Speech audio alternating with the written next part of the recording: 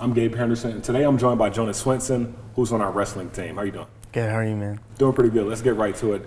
Club sports at Liberty is a big thing, but once wrestling was an NCAA sport, now it's lost some of its accreditation. Now it's a club sport.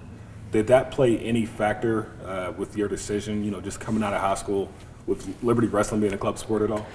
Not really. One cool thing, a lot of times when a school loses accreditation, one thing is they lose a lot of their facilities, they lose their coaching staff, they lose a lot of the top quality guys that are coming in. And one cool thing about Liberty is they didn't really stop what they're doing. They didn't really stop their goals when they lost accreditation. We still go to tournaments and wrestle NCAA schools.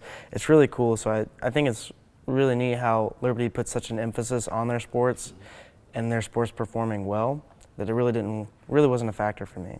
And we're both from North Carolina. I'm from Raleigh. You're from Concord.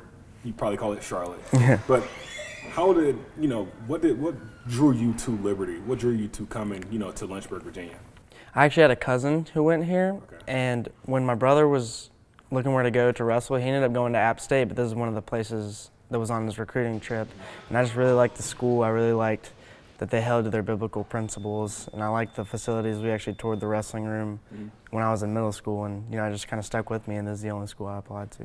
Has Liberty helped you grow in your faith, on and off the mat? Oh, absolutely. It's really hard to be on campus and not, there's so many things at this school that not many other schools can offer with, the high quality of people coming to convo and prayer groups and just an overall emphasis on growing in your faith. And then that's carried over in the wrestling room too. We pray before and after practice every day. A lot of the guys on the team are just very devout in their faith, so it's really hard not to grow while you're here. And wrestling is a mental sport. It's more mental than it is physical. And you want to be a psychologist, which goes hand in hand. So how much of, you being a wrestler affect your decision of, studying psychology? Mm-hmm. One thing I really wanted to do is sports psychology, and I think being an athlete really helps because it's hard to relate to a lot of things that go in sports without ever actually having done them. Mm-hmm. If you've ever talked to someone who's never done a sport before, like they don't know what's going on. It's awkward to talk to them about it. But that's one thing. But I've just always had an interest in sports, and that's really been the driving factor.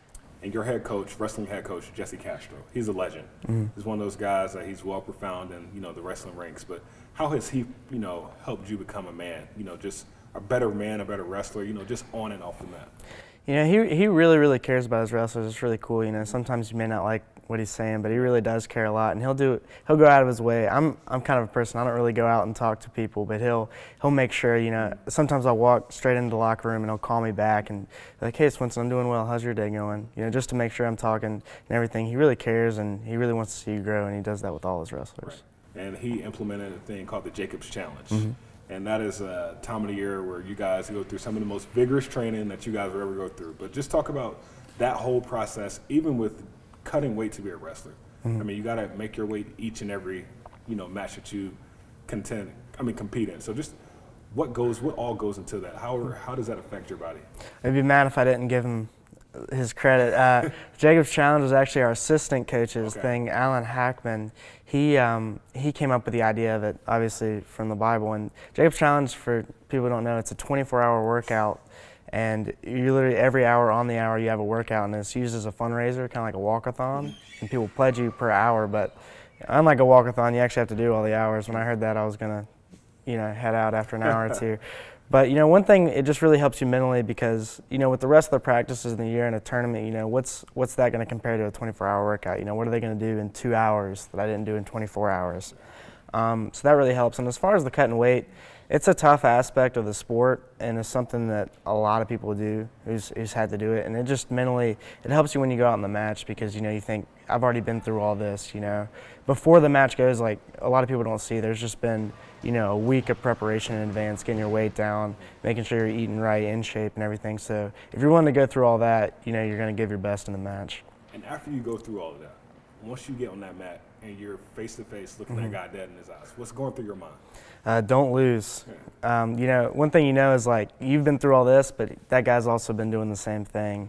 But like I said, like it's just a mental thing. You got to do what it takes to win. Sometimes. And after going through all that the week before and the years before that you put in, you got to go out and get it done. Well, it was a pleasure talking to you today. Thank you. Good luck the rest of the season. Appreciate it. Your time here at Liberty. I'm Gabe Henderson. That's Jonah Swinson.